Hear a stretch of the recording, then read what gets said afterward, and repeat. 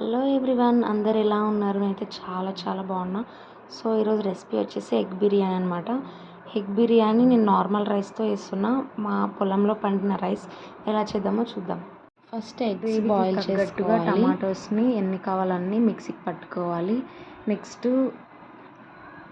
Boiled అయిన ఎగ్స్ని పక్కన పెట్టుకోవాలి. ఇప్పుడు మనం ఫ్రైడ్ ఆనియన్స్ వేయించుకోవడానికి ఆయిల్ తగ్గట్టుగా పోసుకోవాలి. ఆనియన్స్ని బాగా వేయించాలి.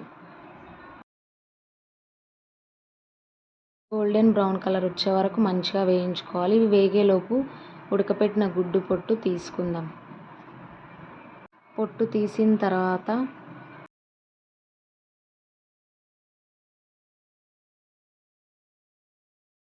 చూడండి, గోల్డెన్ బ్రౌన్ కలర్ వచ్చేసాయి.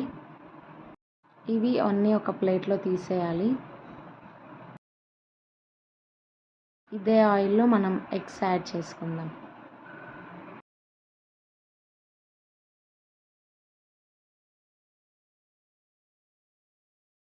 అన్ని ఎగ్స్ని యాడ్ చేసి కాస్త కారం,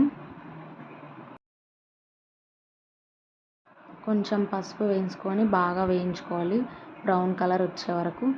ఈ ఎగ్స్ పైన కొంచెం ఇట్లా లేయర్ లాగా వస్తుంది, అలా వచ్చే వరకు మంచిగా వేయించుకోవాలి.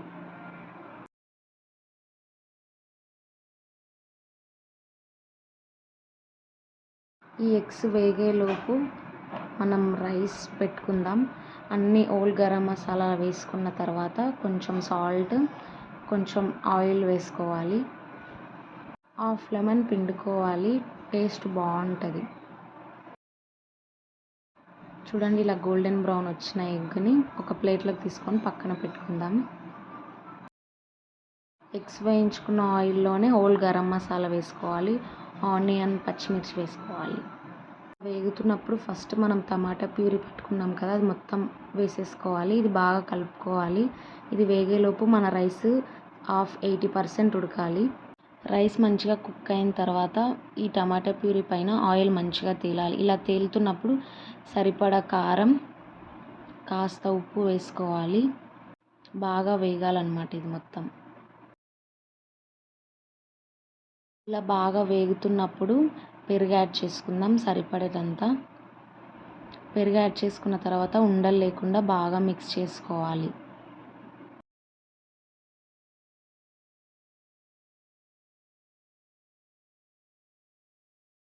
ఉండల్లాగా ఉంటే పుల్లటి వాసన వస్తుంది. ఇది బాగా మిక్స్ చేసుకోవాలి.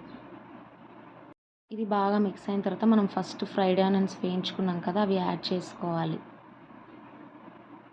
చూడండి, ఇట్లా ఆయిల్ తేరితే మన గ్రేవీ రెడీ అయినట్టు. స్టవ్ మీద నుంచి గిన్నెని పక్కన పెట్టుకొని మనం రైస్ నీట్గా యాడ్ చేసుకోవాలి. నీట్గా అప్లై చేసుకోవాలి సైడ్స్కి మొత్తం.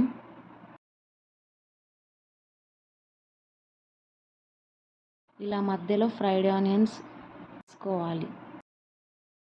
రైస్ మొత్తం వేసుకున్నాక ఎగ్స్ యాడ్ చేసుకోవాలి. నెక్స్ట్ గీ వేసుకొని కాస్త కొత్తిమీర జల్లుకోవాలి.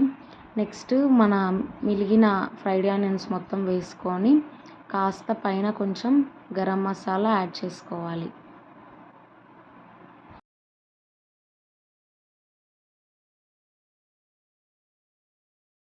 ఇలా పైన గరం మసాలా జల్లుకుంటే స్మెల్ బాగా వస్తుంది, ఫ్లేవర్ కూడా బాగుంటుంది.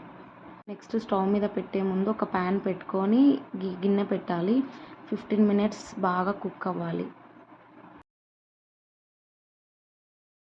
ఎలా కుక్ అయిందో చూద్దాం.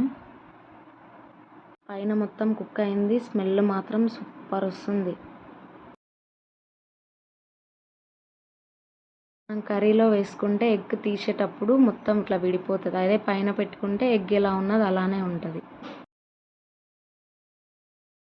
చూడండి రైస్ ఎంత బాగా కుక్ అయిందో. సేమ్ బాస్మతి రైస్ లానే ఉంటాయి ఈ రైస్. ఈ రెసిపీ ఎలా ఉందో నాకు కామెంట్ చేయండి, లైక్ చేయండి, సబ్స్క్రైబ్ చేయండి. Bye friends.